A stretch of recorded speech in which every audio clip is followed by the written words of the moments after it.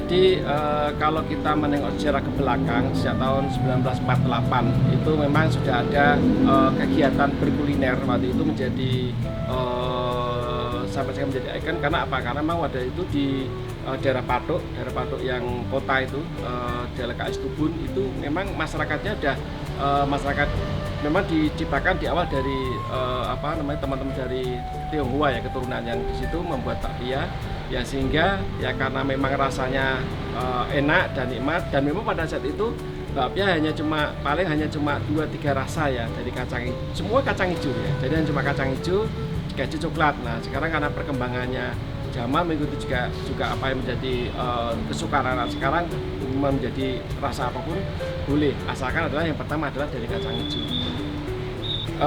Kenapa bakpia akhirnya juga sampai menasional bahkan menginternasional ya, karena memang Jogja kan sebagai pusat pariwisata kedua ya setelah Bali lah, dari situlah yang membuat bakpia itu semakin melegenda ya. Kalau tidak beli oleh-oleh, kita ke Jogja tidak beli oleh-oleh ya otomatis kurang sempurna. Nah itulah yang mengangkat pariwisatanya itu ya, akhirnya apapun yang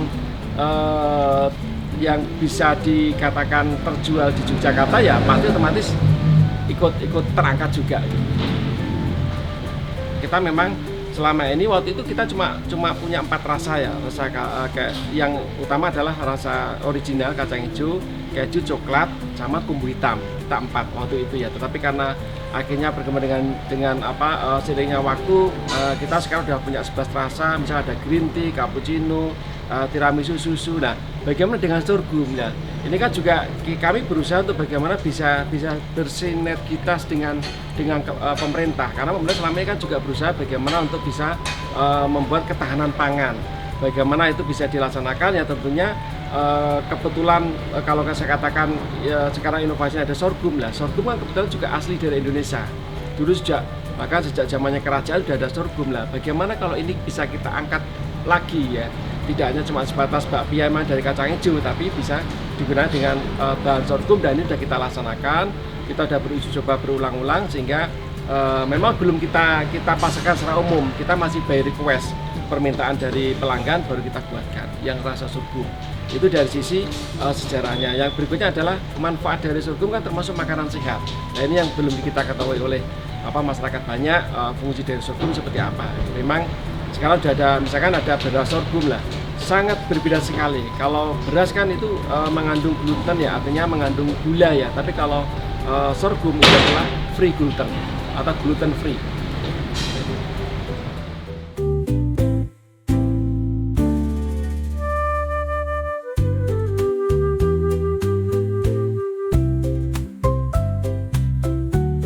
Perkenalkan, nama saya Ernawati. Saya di bagian kepala produksi di bagian bakpia Jogja Kembali atau disingkat dengan bakpia Jotok.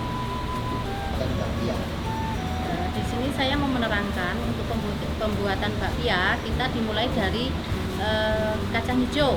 Nanti kacang hijau kita cuci bersih, kemudian nanti kita rebus kurang lebih 15 menit, kemudian dikukus kurang lebih setengah jam atau 30 menit. Habis itu nanti matang, turun dari pengukusan, kita masukin ke mesin penggilingan. Nah, dari apa gunanya mesin penggilingan? Penggilingan itu untuk melembutkan kacang hijau supaya lebih halus. Habis digiling nanti kita masukin ke mesin mixer. Mesin mixer itu gunanya untuk mencampur semua bahan, ada dari margarin, ada minyak, gula, sama pengharum rasa.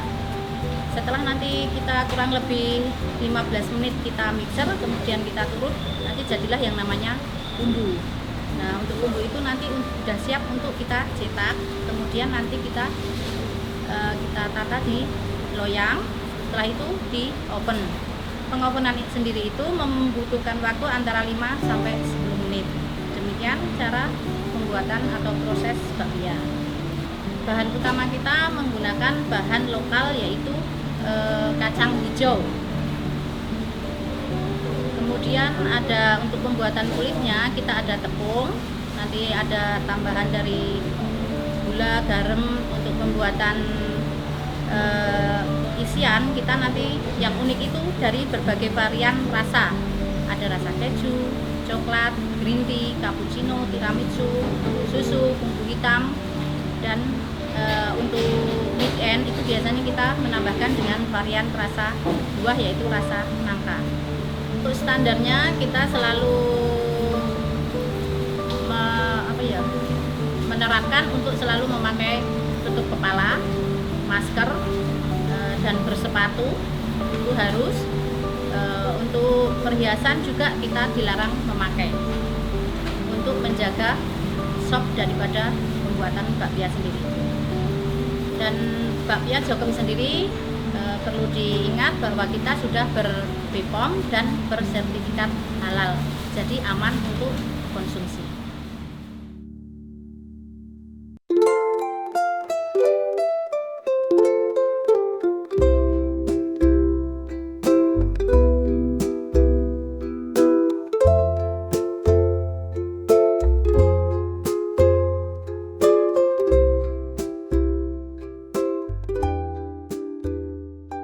UMKM kita yang titip jual di sini ada kurang lebih 250 ya, 250 itu.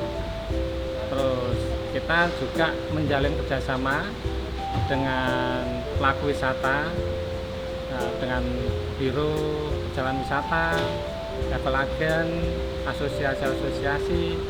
Kita juga sering mengadakan event-event juga. Kita punya konsep open kitchen karena tamu datang ke tempat kita bisa lihat proses pembuatan bakpia, ada nilai edukasinya. Jadi kebanyakan tamu berbelanja itu cuma beli bakpia aja, di sini bisa lihat proses pembuatan bakpia.